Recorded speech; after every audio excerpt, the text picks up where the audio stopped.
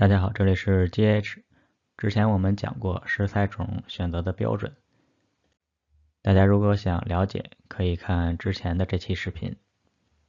今天接着官方更新了部分食谱的能量，讲一下最新食材队的食谱选择和食材种升级的路线。我们把这个过程分为2个阶段。首先，第一阶段，这个阶段的目标就是完成每周能量达到大师3的任务，然后获得熏香。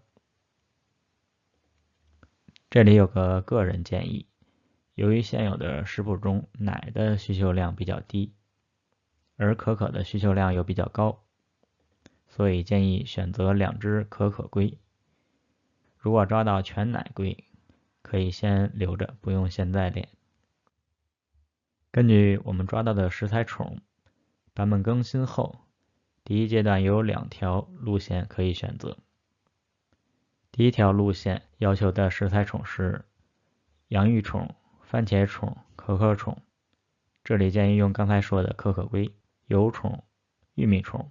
每个食材不一定对应一种食材种，大家可以看之前的视频进行选择。这里我主要用食材进行说明。平时要吃的料理是绝对睡眠奶油咖喱，还有蒙绿沙拉。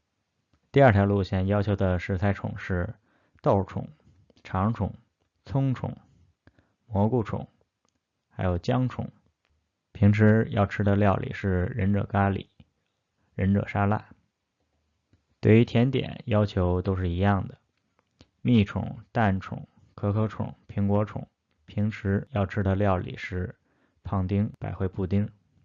这个阶段食材种等级在30级，食谱等级练到55级，就可以达到大师3的能量要求了。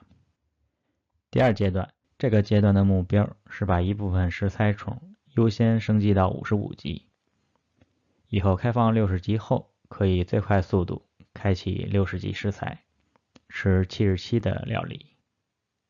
走第1条路线的玩家需要再抓香草种、肠种、姜种和第2只可可龟，对应的料理是炼狱玉米咖喱和花枝马卡龙，再加上蒙绿沙拉。